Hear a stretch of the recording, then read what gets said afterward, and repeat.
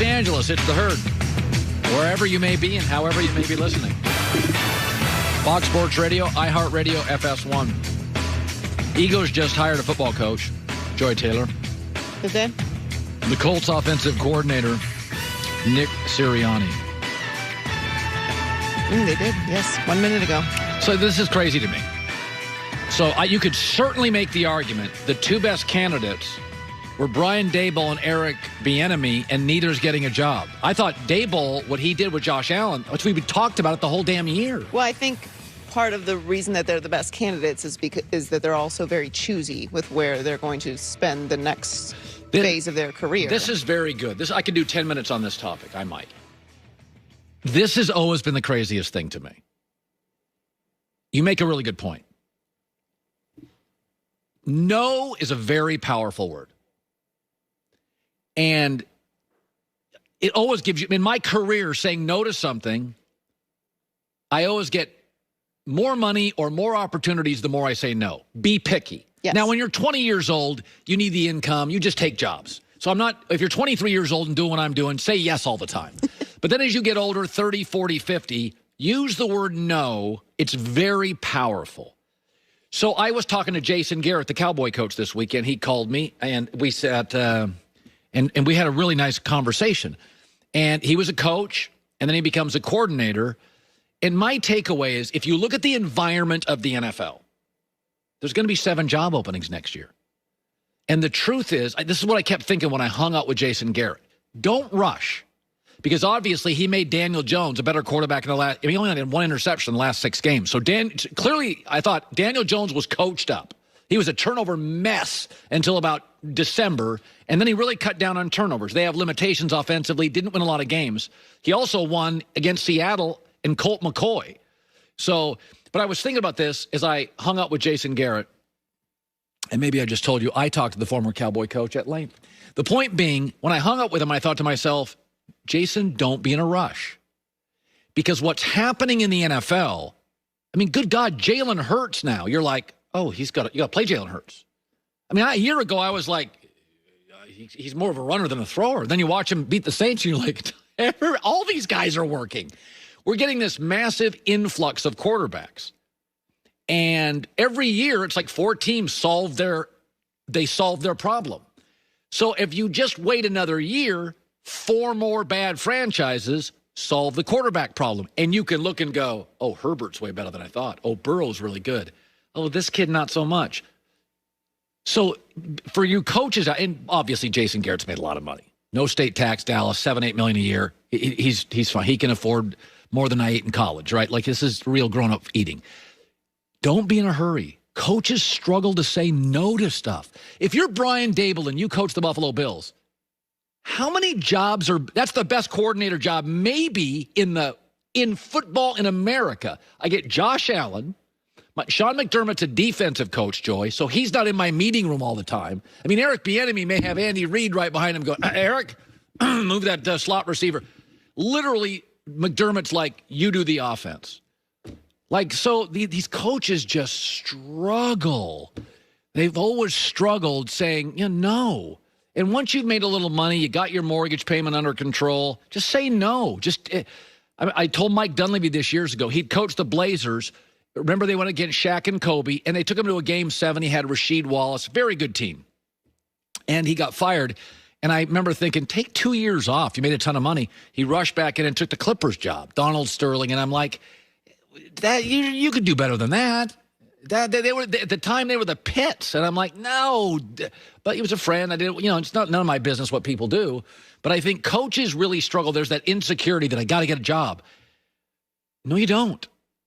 No, you don't. If you're a great coordinator like Eric Bieniemy, to your point, and Brian Daboll, be patient. Because 4 more quarterbacks are going to. Zach Wilson's coming in. Lawrence is coming in. Justin Fields is coming in. Max coming in. Sit and watch him for a year and go, he's good. He's really good. He's okay. He's no good. So then when you do you've got your young quarterback and good or not good. I mean, he's not Jason Garrett played in the league. He can more than a lot of coaches say, that works, that doesn't. I can help that. I can't help that. Anyway, there's my rant on your point of being Bieniemy and Daboll have you could work your entire career and never have a job as good as Eric Bieniemy, Andy Reid's offensive coordinator. Well, they have aspirations of taking the next step, which as they should, but there is a trade-off to quality of life. There's a reason why this position is open. Think about this. So Matt Nagy's first opportunity, he takes the Bears job, but he gets Mitch Trubisky. If he waits, and I don't have it in front of me, if he waits one more year, there's 7 more openings, and he probably gets a better quarterback. Because let's be honest, just because you get one job, you get fired, doesn't mean you get a second job. Some do, most don't. But you also have to consider who is your GM, who is your owner. You look at the Philadelphia situation, you're not going to have a lot of say there. How many of the jobs that are open right now are good jobs? Chargers, I get Justin Herbert, super smart GM. Great job. Chargers is it's a great opportunity. Well, because you have to look at why is this position open, right?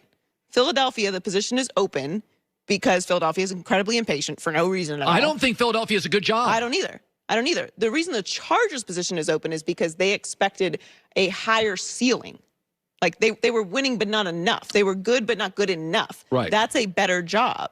That's why the Packers job was so good. You have Aaron Rodgers. You're not doing enough with Aaron Rodgers. Not that they were a bad franchise. Not that they were losing or dysfunctional. Just go higher. You have to go higher. I mean, Anthony Lynn had like a 5-11 season. They brought him back. I mean, so it's like the Chargers are patient. They have the great quarterback, and they have a non-meddling owner. Philadelphia's got, according to reports, a meddling owner. A quarterback situation. An unbelievably loud and demanding media.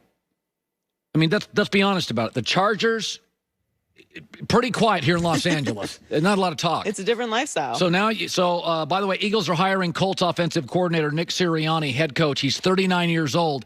I would have said for most of the last 10 years it's a great job, and I don't think Philadelphia today. I think it's just it's been a tire fire the last 2 years. It's going to be a very difficult place to win, and especially when you look at that division, which is going to be a lot better than it was this year.